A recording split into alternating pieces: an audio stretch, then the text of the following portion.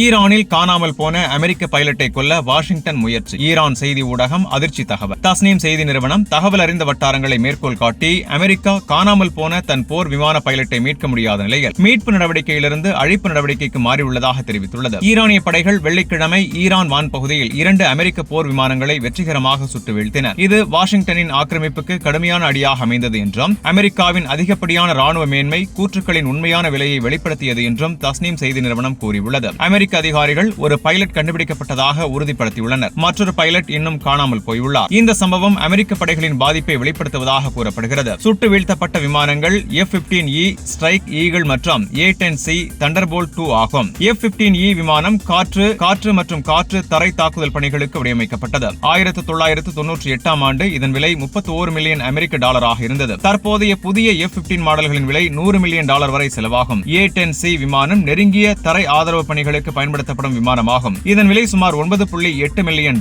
தஸ்னீம் செய்தி நிறுவனத்தின் ஆதாரங்கள் சனிக்கிழமை இரவு கோஹ்லியே மாவட்டத்தில் அமெரிக்க போர் விமானங்கள் பல இடங்களில் குண்டு வீசின. காணாமல் போன பைலட் அங்கு இருப்பதாக நம்பியே இந்த தாக்குதல் நடத்தப்பட்டது. வாஷிங்டன் 2வது பைலட்டை கண்டுபிடிப்பதிலிருந்து விலகியுள்ளது. இப்போது குண்டுவீச்சு மூலம் அவரை கொல்ல முயற்சிப்பதாக ஆதாரங்கள் தெரிவிக்கின்றன. கோஹ்லியே மற்றும் பாயர் அஹ்மத் மாகாண ஆளுநர் அமெரிக்க ஏவுகணை தாக்குதல்களால் 3 பொதுமக்கள் உயிரிழந்ததாகவும் 2 காயமடைந்ததாகவும் உறுதிப்படுத்தியுள்ளார். இது அமெரிக்காவுக்கு புதிய ஊழல் மற்றும் பொய் சம்பவமாக மாறும் என்று தஸ்னீம் ஆதாரங்கள் தெரிவித்துள்ளன. ஆபரேஷன் ட்ரூ பிராமிஸ் 4 தொடக்கத்திலிருந்தே வாஷிங்டன் இந்த பிரச்சாரத்தை ஈரானுக்கு எதிரான தீர்மானமான தாக்குதலாக சித்தரிக்க முயற்சித்து வருகிறது. ஆனால் உயர் மதிப்புள்ள விமானங்களின் தொடர் இழப்புகள் மற்றும் ஈரானிய எதிர்ப்பு அமெரிக்காவின் வெற்றி கூற்றுகளின் பலவீனத்தை வெளிப்படுத்துகின்றன. ஈரானிய படைகள் தங்கள் வான் பகுதியை தொடர்ந்து பாதுகாத்து வருகின்றன. பகுப்பாய்வாளர் மேத்யூ சான்ஸ் கூறுகையில், ஈரான் மீது அமெரிக்க F-15E ஸ்ட்ரைக் ஈகிள் விமானம் சுட்டு வீழ்த்தப்பட்டது ஈரான் மீதான போரின் போக்கில் குறிப்பிடத்தக்க மாற்றத்தை ஏற்படுத்தியுள்ளது. இது அமெரிக்க படைகளின் வளர்ந்து வரும் பாதிப்பையும் வாஷிங்டனின் வான் மேன்மை கூற்றுகளின் வரம்பையும் தெளிவாக காட்டுகிறது என்றார். CNN பகுப்பாய்வின்படி இது போர் தொடக்கத்திலிருந்து ஈரான் வான் பகுதியில் அமெரிக்க போர் விமானம் சுட்டு வீழ்த்தப்பட்ட முதல் உறுதிப்படுத்தப்பட்ட சம்பவமாகும். இது போரில் முக்கிய திருப்புமுனையாக கருதப்படுகிறது. இந்த சம்பவம் பரந்த செயல்பாட்டு தோல்விகளுடன் நிகழ்ந்துள்ளது. அதே நேரத்தில் ஹார்முஸ் நீரிணை அருகே அமெரிக்க A-10 தண்டர்போல்ட் 2 விமானமும் வீழ்த்தப்பட்டது. அமெரிக்க அதிகாரிகள் இந்த சூழ்நிலைகள் குறித்து குறைந்த விவரங்களையே வழங்கியுள்ளனர். ஈரானிய அதிகாரிகளோ விமானம் தங்கள் ஒருங்கிணைந்த வான் பாதுகாப்பு அமைப்புகளால் கண்காணிக்கப்பட்டு தாக்கப்பட்டதாக தெரிவித்துள்ளனர்.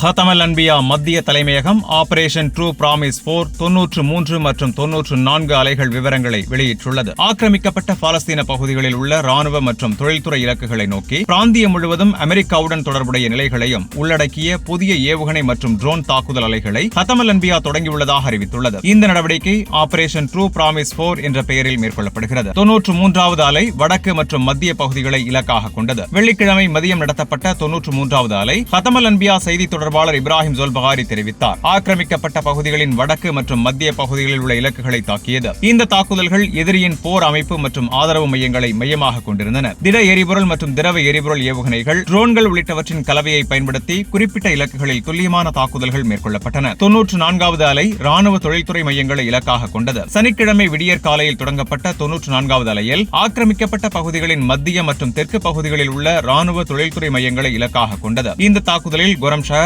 இமாத், ஹைபர் ஷெகான் உள்ளிட்ட பாலிஸ்டிக் ஏவுகணைகளும் ட்ரோன்களும் பயன்படுத்தப்பட்டன. ஈரான் தனது வான் பகுதியில் முழு கட்டுப்பாட்டை உறுதிப்படுத்துகிறது. சனிக்கிழமை செய்தி தொடர்பாளர் இப்ராஹிம் ஜோல்பகாரி மேலும் தெரிவித்தார், ஈரான் தனது வான் பகுதியில் முழுமையான கட்டுப்பாட்டை விரைவில் அடையும். இது எதிரியின் அவமானத்தையும் பலவீனத்தையும் உலகுக்கு தெளிவாக வெளிப்படுத்தும் என்றார். ஈரானிய பொறியாளர்களால் உருவாக்கப்பட்ட மேம்பட்ட வான் பாதுகாப்பு அமைப்புகள் விரைவில் போர்க்களத்தில் அறிமுகப்படுத்தப்படும் என்றும் அவர் கூறினார். எதிரிகள் தெஹ்ரானின் வளர்ந்து வரும் பாதுகாப்பு திறன்களை அங்கீகரிக்க வேண்டும் என்றும் அவர் வலியுறுத்தினார். ஈரானிய படைகள் எதிரியின் போர் விமானங்கள், ஹெலிகாப்டர்கள் மற்றும் ட்ரோன்களுக்கு எதிராக துல்லியமான தாக்குதல்களை மேற்கொண்டு பல வான் இலக்குகளை சுட்டு வீழ்த்தியுள்ளன. முன்னதாக ஈரானிய ராணுவம் ஹார்முஸ் நீரிணை அருகே தெற்கு நீர்ப்பரப்பில் கண்டறியப்பட்ட அமெரிக்க A-10 விமானத்தை சுட்டு வீழ்த்தியது. இது வான் மோதல்களில் முக்கிய விரிவாக்கமாக கருதப்படுகிறது.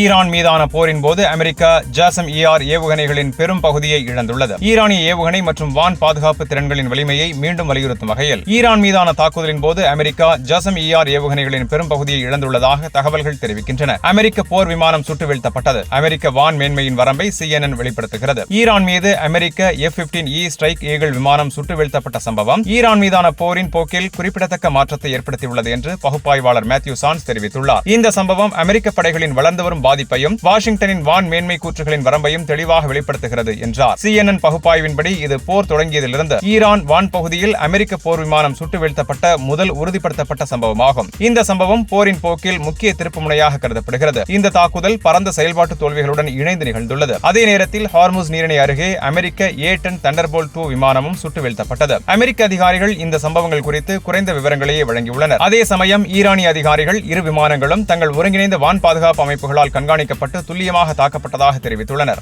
ஈரான் தாக்குதல்களுக்கு மத்தியில் மேற்கு ஆசியா மீது அமெரிக்கா செயற்கைக்கோள் பட பிளாக் அவுட்டை விதிக்கிறது. அமெரிக்க செயற்கைக்கோள் பட வழங்குனரான பிளானட் லேப்ஸ் ஜனாதிபதி டொனால்ட் ட்ரம்ப் நிர்வாகத்தின் கோரிக்கையை ஏற்று மேற்கு ஆசிய பகுதியின் உயர் தெளிவு செயற்கைக்கோள் படங்களை வெளியிடுவதை தற்காலிகமாக நிறுத்தியுள்ளது. ஈரான் அமெரிக்க ராணுவ சொத்துக்களுக்கு எதிராக நடத்திய பழிவாங்கும் தாக்குதல்களுக்கு மத்தியில் உணர்திறன் வாய்ந்த தகவல்கள் எதிரிகளுக்கு கசிந்து வெளியாகும் அபாயத்தை கருத்தில் கொண்டு இந்த முடிவு எடுக்கப்பட்டுள்ளது. பிளானட் லேப்ஸ் சனிக்கிழமை எல்லையற்ற படத்தடை என்ற அறிவிப்பை வெளியிட்டது. இந்த தடை மார்ச் 9, 2026 முதல் பின்னோக்கி நடைமுறைக்கு வருகிறது. இந்த பிளாக் அவுட் ஈரான் அமெரிக்க கூட்டணி தளங்கள், வளைகுடா நாடுகள் மற்றும் போர் மண்டலம் முழுவதையும் உள்ளடக்கியது. அமெரிக்க தளங்கள், ரேடார் அமைப்புகள் மற்றும் பிற மூலோபாய சொத்துக்கள் மீதான தாக்குதல்களால் ஏற்பட்ட சேதங்கள் மற்றும் இழப்புகளை வெளிப்படுத்தும் படங்களை பொதுவில் வெளியிடுவதை இது கட்டுப்படுத்துகிறது. புதிய கொள்கையின்படி படங்கள் அவசர அல்லது பணி முக்கிய தேவைகளுக்காக மட்டுமே வழங்கப்படும் அல்லது பொதுநலன் என்று கருதப்படும் சந்தர்ப்பங்களில் மட்டுமே அனுமதிக்கப்படும். 2010ஆம் ஆண்டு முன்னாள் நாசா விஞ்ஞானிகளால் நிறுவப்பட்ட பிளானட் லேப்ஸ் மார்ச் மாதத்தில் ஏற்கனவே குறுகிய கால தாமதங்களை விதித்திருந்தது. தற்போதைய கட்டுப்பாடுகள் போர் முடியும் வரை நீடிக்கும் என்று எதிர்பார்க்கப்படுகிறது. இராணுவ தளங்களின் அழிவை மறைக்க அமெரிக்கா முயற்சி. அமெரிக்க அரசு உயர் தெளிவு செயற்கைக்கோள் படங்கள் பாதிக்கப்படக்கூடிய இராணுவ நிலைகளை வெளிப்படுத்தும் அபாயத்தை காரணமாக காட்டியுள்ளது. குறிப்பாக